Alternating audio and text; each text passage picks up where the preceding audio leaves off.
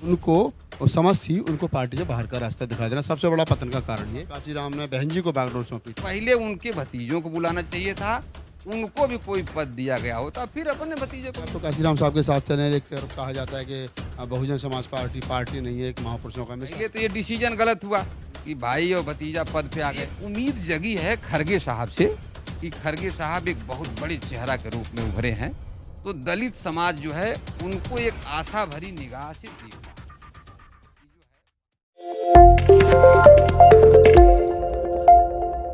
मान्यवर साहब काशीराम ने सरकारी नौकरी छोड़ी और नौकरी छोड़ने के बाद में इस देश के मूल निवासी यानी कि एससी एसटी ओबीसी को हुक्मरान बनाने का सपना देखा। उसके बाद में उन्होंने बामसेब DS4 के बाद में फिर वो बहुजन समाज पार्टी का निर्माण किया, जिसके बैनर तले तमाम इस देश की अनुसूचित जाति अनुसूचित जनजाति के लोगों को इकट्ठा करके बहुजन समाज बना करके देश को हुक्मरान बनाने का सपना देखा और कहा कि जाओ अपने घरों की दीवारों पर लिख दो, आप इस देश के हुक्मरान हो। आज बहुजन समाज के लोगों की और ख़ास तौर से बहुजन समाज पार्टी की मान्यवर साहब काशीराम के ना रहने के बाद में क्या दशा और क्या दिशा है। मेरे साथ professor engineer RB Singh Gautam मौजूद हैं। पूर्व में प्रोफेसर रहे हैं, एक दलित एक्टिविस्ट हैं। लखनऊ लखनऊ के आसपास के इलाकों में अम्बेडकरवादियों की कॉलोनी बसाते हैं, काशीराम साहब के सहयोगी रहे हैं। उनसे जानने की कोशिश करेंगे कि बहुजन समाज की राजनीति वर्तमान में किधर जा रही है। काशीराम साहब ने नारा दिया था कि जाओ अपने घरों की दीवारों पर लिख दो, आप इस देश के हुक्मरान हो। हुक्मरान तो छोड़िए, अब जो काशीराम साहब के रहते हुए चीज़ें प्राप्त कर ली थी वो भी छिन रही हैं। असल में क्या है कि कांसी राम साहब जो है पूरे देश में 22,000 किलोमीटर जो साइकिल चला करके हुँ, और जो आंकड़ा इकट्ठा किया था हुँ, कि जातियों का आंकड़ा इकट्ठा किया कि जाति वाइज कहाँ-कहाँ कितनी जातियाँ हैं। उसमें से क्या हुआ कि उन्होंने सबसे अच्छा माना कि उत्तर प्रदेश ऐसा राज्य है, जहाँ पे सामंती उत्पीड़न बहुत था। हुँ, और उन्होंने ये देखा कि यहाँ पे सरकार बनाई जा सकती है। हुँ, और अभी-अभी आप देखे होंगे कि नीतीश कुमार जी ने जो 5,000 करोड़ रुपया खर्च करके जो जातीय जनगणना करा के आंकड़ा दिया है, हुँ, उस रिज़ल्ट को 1984-85 में हम लोगों को रटा दिया था। अब आप समझ सकते हैं कि ये 5,000 करोड़ खर्च करके जो सरकार ने जो आंकड़ा निकलवाया है, हुँ, दिया है, उसको 22,000 किलोमीटर साइकिल चला करके और गाँव-गाँव घूम करके, बाटी-चोखा खा करके और गाँव-गाँव रुक करके और प्रतिभाओं का चयन कर करके और उसके बाद से बता दिया था कि ये बात। इतना तेज दिमाग था उनका। मान्यवर साहब जो थे, वो विश्व स्तर के देखिए संगठनकर्ता थे हुँ, और बहन जी विश्व स्तर की शासनकर्ता हैं, इसमें कोई शक नहीं है कि अब विश्व स्तर के संगठनकर्ता का साथ मिला, विश्व स्तर की शासनकर्ता बनी। लेकिन बहन जी के साथ ये है कि जब कोई संगठन बना करके, खड़ा करके, चुनाव जितवा करके, शपथ ग्रहण करा देगा, उसके बाद से शासनकर्ता वाला काम करेंगी। हुँ, क्योंकि मान्यवर साहब ने जो दूसरी लाइन का नेतृत्व डेवलप किया, दूसरे पंक्ति के जितने नेता थे, उसमें से उनको उन्होंने सिखाया, ट्रेनिंग दिया कि कैसे संगठन बनाया जाता है। हुँ, तो बहन जी भाई एक महिला होने के नाते संभव नहीं है कि वो भी गाँव-गाँव जाएँ, बाटी-चोखा खाएँ, जगह-जगह रुकें, जगह-जगह सोएँ, ये प्रैक्टिकली संभव नहीं है। हुँ, लेकिन गलती ये हुई कि जिनको उन्होंने ट्रेनिंग दिया था मान्यवर साहब ने, हुँ, वो सैकड़ों नेता ऐसा थे, जो इनको ट्रेनिंग दिया था, वो पुरुष थे, वो जा सकते थे और उनके अंदर वो गुण था, जोड़ने का गुण था। संगठन बनाने का मतलब जोड़ने का गुण होना हुँ, चाहिए। तो वह दुर्भाग्य रहा कि वो करीब-करीब सारे नेता जिसके साथ मान्यवर साहब का नाम जुड़ गया कि ये मान्यवर साहब के करीबी हैं, हुँ। वो करीब नेता निकाल दिए गए। मतलब आप ये मानिए कि बहन जी जो हैं वो एक विश्व स्तरीय की शासक हैं, जी, जी, जी। निसंकोच। निसंकोच। और मान्यवर साहब काशीराम जी थे वो जो थे वो एक विश्व स्तरीय एक संगठनकर्ता थे। अब जब संगठनकर्ता नहीं रहे, जब बूथ कमेटी बनाने वाले लोग नहीं रहे, संगठन बनाने वाले लोग नहीं रहे, तो फिर शासक को थाली में परोस करके कौन देगा कि अब तुम चलाओ? जी, जी, जी। ये एक प्रमुख कारण रहा कि जिसको ट्रेनिंग दे करके उन्होंने इस लायक बनाया, उसमें पिछड़ी जातियों के बहुत नेता थे और शेड्यूल कास्ट के बहुत नेता थे, ना? जो धीरे-धीरे जिसका नाम मान्यवर साहब से जुड़ा, वो करीब-करीब सब निकाल दिए गए। क्या कारण रहा होगा निकालने का? मतलब पार्टी के प्रति वफ़ादारी कम हो गई, पार्टी के प्रति ईमानदार नहीं रहे, बहन जी के में निष्ठा कम हो गई, क्या कारण रहा होगा? आप तो मान्यवर साहब काशीराम के साथ रहे हैं, आपको ज़्यादा बेहतर पता होगा। एक्चुअली क्या है ना, मैं बता तो दिया कि बहन जी विश्व स्तर की शासन करता है, लेकिन संगठन करता नहीं है। तो संगठन जब संगठन ही नहीं होगा तो शासक कहाँ से बनेंगे? नहीं तो ये जो पावर बहन जी के पास आया, तो ये समझने वाली जो गलती हो गई ना, ये टेक्निकल गलती जो हो गई कि ये संगठन वाला जो कैसे जोड़ा जाता है, ये चीज तो रहा नहीं बहन जी के पास। और जिसके पास रहा उसको निकाल कैसे दिया। नहीं, वो न जानकारी की वजह से हुआ, न जानकारी की वजह से हुआ कि भाई बिना संगठन के पार्टी कैसे खड़ा हो सकती है। तो यह एक प्रमुख कारण रहा। और फिर देखिए ऐसा है साहब, सच्चाई कहने में कोई वो नहीं है, मतलब उसमें सही जब डिबेट नहीं होगा ना, बहन जी हर रैली से कहती थी, जो बहुत दबाव पड़ने लगा। एक्चुअली मान्यवर साहब की इच्छा थी कि बहन जी के बाद जो नेतृत्व करे, वह आजमगढ़ जिला को उन्होंने सेलेक्ट किया था। मान्यवर साहब काशीराम चाहते थे कि जो बहन जी के बाद में जिस के हाथ में पार्टी की बागडोर आए, वो आजमगढ़ डिस्ट्रिक्ट से रहे। आजमगढ़ डिस्ट्रिक्ट को इसलिए सेलेक्ट किया था कि आजमगढ़ जिला ऐसा है और उससे जुड़े 7 जिले सटे-सटे हैं, जिसमें मऊ है, बलिया है, जौनपुर है, गाजीपुर है, अंबेडकर नगर है, बस्ती है, संत कबीर नगर, सब सटा जिला हुआ है। यह अंबेडकर बाद के लिए बहुत उपजाऊ जमीन थी। ये मान्यवर साहब गांव-गांव घूम के समझ लिए थे। इसीलिए वहां से खूब नेता बनाए कि अम्बेडकराइज नेता बने, जल्दी से अम्बेडकरवाद उभरा। तो बहन जी रैलियों में ये कहा करती थी, ये रिकॉर्डेड है, आपको बता रहा हूँ, कि वो कहती थी कि देखिए हमारा अगला वारिस जो होगा, वह जो है दलित समाज से होगा, ये चमार जाति से हो। जाति से होगा और हमसे 20 साल छोटा होगा और मेरे परिवार से नहीं होगा और शादीशुदा नहीं होगा। ये 4 बातें बहन जी का रिकॉर्डेड है, बता रहा हूँ। हमने भी ये बातें सुनी थी कि वो 20 साल छोटा होगा, चमार जाति से होगा, अनमैरिड होगा, मेरे परिवार से नहीं होगा। तो ये सारी बातों का लोग आकलन यही लगाते थे कि इन चारों शर्तों को राजा राम साहब जो है उसमें फिट बैठते थे ना, क्योंकि हम पूरा कर रहे थे कि भाई वो शादीशुदा भी नहीं थे, उच्च शिक्षा वाले भी थे ना, और आजमगढ़ से भी थे ना। तो लोगों को ये कयास लगाया जा रहा था कि तब ये अगले वारिस यही हो सकते हैं। तो ये आजमगढ़ से सटा हुआ जितना जिला था ना, ये जब कैडराई जिला जितने हुआ करते थे, मैक्सिमम नेता वहीं से बने, इसीलिए केंद्र बिंदु आजमगढ़ को माना गया। लेकिन अब ये जैसे बहन जी की ये बातें तो गलत साबित हो गई ना, गलत साबित हो गई। गलत क्या, वो जो वो कहती थी वो कर नहीं पाई और उसकी जगह उन्होंने अपने परिवार को परोस दिया, अपने भाई को ले आई, अपने भतीजे को ले आई। तो उसमें जो मेरे हिसाब से जो मेरी एनालिसिस ये कह रही है कि जैसे प्रतिभाएं बहुत हैं देश के अंदर साहब, बहुत प्रतिभाएं, आपको मैं बता रहा हूँ।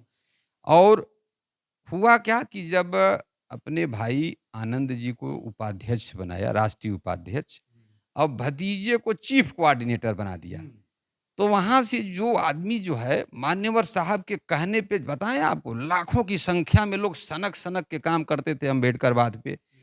उस समय इतना ही सनक सवार थी कि जो है हम लोगों भी, मतलब सोचिए, इतनी पढ़ाई करके नौकरी नहीं की है कि हमारा मसीहा नौकरी छोड़ के आया है तो हम लोग क्या नौकरी करने जाएं, इतनी सनक सवार थी।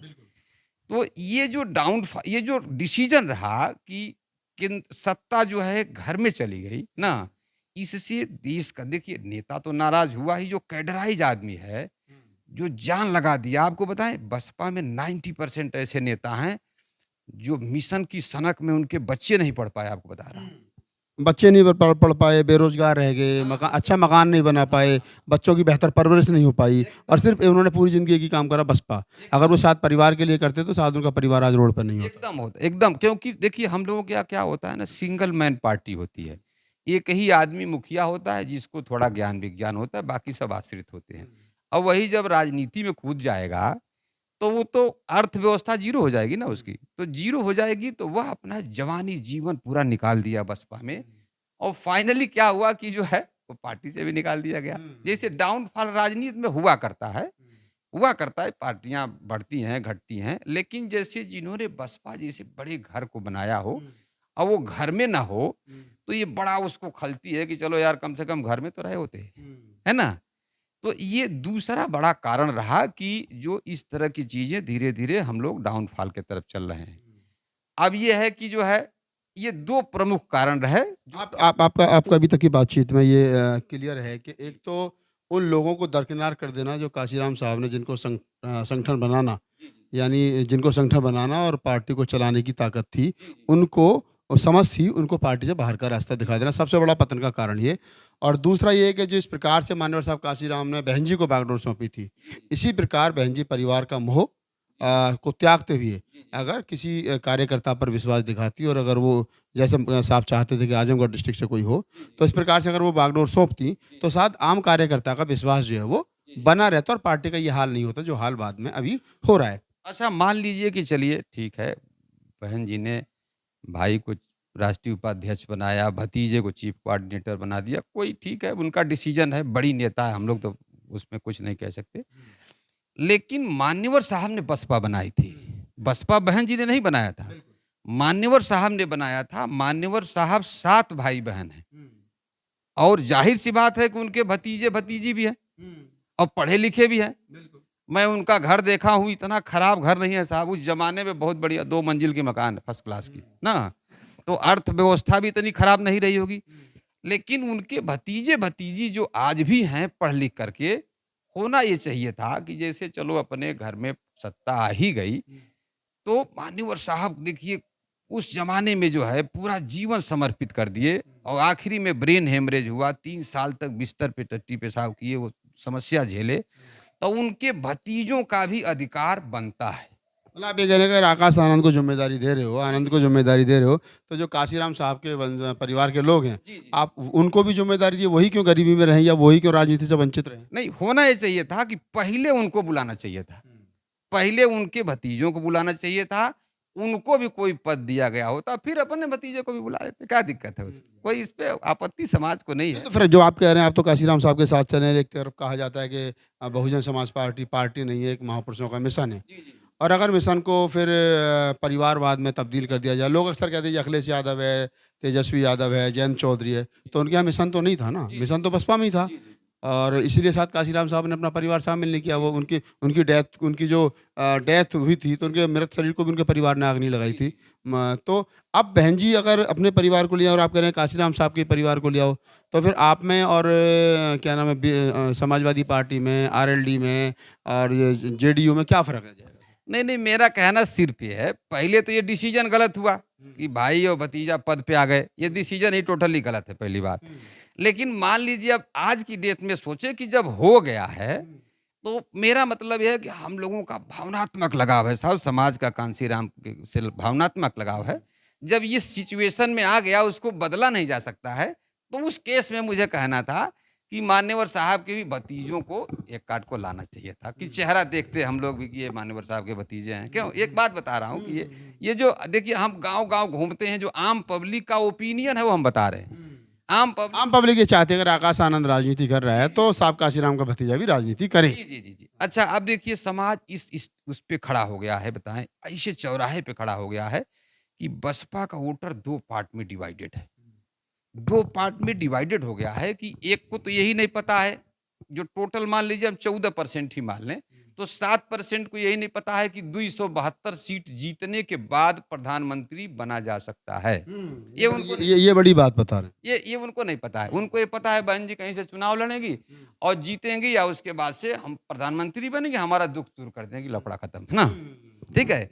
दूसरा तबका जो है, जो कांग्रेस के जमाने में लाखों की संख्या में नौकरी पाया और 2 पीढ़ी ने नौकरी का स्वाद लिया, उनके बच्चे लाखों की संख्या में BTech, MTech, PhD, ITI, polytechnic, D pharma, B pharma करके घरों में बैठे हैं साहब।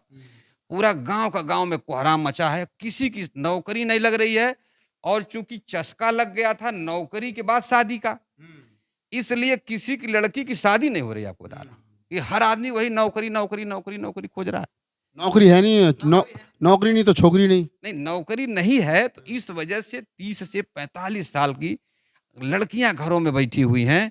तो ये जो समाज ऐसे चौराहे पे खड़ा हो गया है, एक उम्मीद जगी है खरगे साहब से कि खरगे साहब एक बहुत बड़े चेहरा के रूप में उभरे हैं, तो दलित समाज जो है उनको एक आशा भरी निगाह से देख रहा है कि जो है वहां से समाधान निकल सकता है। वो बड़ा चेहरा है, हैं? जो विषमतावादियों से मुकाबला भी कर रहे हैं बहुत जम करके। ये आप कह रहे हो कि खड़गे साहब से उम्मीद जगी है, फिर काशीराम साहब की वो कोटेशन उसका क्या होगा कि बीजेपी और कांग्रेस एक नागनाथ है, एक सांपनाथ है। अगर समाज दोबारा कांग्रेस की तरफ चला गया तो फिर भी तो क्या उम्मीद है कि समाज को वह हकूक मिलेंगे जो जिनकी लड़ाई काशीराम साहब ने लड़ी थी? देखिए ऐसा है ना, ये राजनीति समय के हिसाब से होती है। कांग्रेस तब में अब में बहुत बदल चुकी है और आज की डेट में कांग्रेस की कार्य समिति में 10 अक्टूबर को खड़गे साहब ने पास किया है, अध्यक्ष थे वो, कि हम सत्ता में आएँगे तो संविधान में संशोधन करके 50% की सीमा को समाप्त करेंगे आरक्षण की। उसके बाद जाति जनगणना करा करके और जितनी भी नौकरियाँ हैं, वो जनसंख्या के अनुपात में भरी जाएँगी। ये कार्य समिति की बैठक का फैसला है। तो ये कांग्रेस के एजेंडा में आ गया है, जो हम लोग भी यही चाहते हैं कि हमारा मिशन यदि कांग्रेस पूरा करती है और इस समय बीजेपी को हटाने की वही स्थिति में है, तो मेरे हिसाब से कोई दिक्कत नहीं होनी चाहिए। तो आप प्रोफेसर आरवी सिंह थे, काशीराम साहब के साथी हैं। बातचीत करने का मतलब यही था, वो जो लास्ट में उन्होंने कहा कि खड़गे साहब से उम्मीद जगी है, और मैंने काउंटर किया कि अगर हम समाज कांग्रेस में जाएगा तो फिर काशीराम साहब की कोटेशन का क्या होगा? तो उन्होंने कहा कि नहीं, कांग्रेस में बदलाव हुआ है और हम देख भी सकते हैं समय परिवर्तनशील है और बुद्धा का यही नियम है कि समय परिवर्तनशील है। अगर बहुजन समाज पार्टी बहुजन हिताय बहुजन सुखाय से हट करके सर्वजन हिताय सर्वजन सुखाय पर आ सकती है। अगर बहुजन समाज पार्टी के मंचों पर जय श्री राम, जय परशुराम के नारे लग सकते हैं, फिर ये भी हो सकता है कि ये कांग्रेस 150 साल पुरानी वाली कांग्रेस नहीं है। ये अब दलितों के हितों की बात करती है, और जो उन्होंने कहा कि मल्लिकार्जुन खड़गे साहब के नेतृत्व में जो डिसीजन लिए गए हैं कि जातिगत जनगणना कराई जाएगी, जिसकी जितनी संख्या बारी उतनी उसकी हिस्सेदारी के आधार पर लोगों को हिस्सेदारी सुनिश्चित की जाएगी, और संविधान में संशोधन करके जो 50% का आरक्षण पर बाउंड्री लगा दी है उसको हटा करके आ जाएगा। आपकी इस बातचीत के बारे में क्या प्रतिक्रिया, हमें ज़रूर दीजिए, बताइए।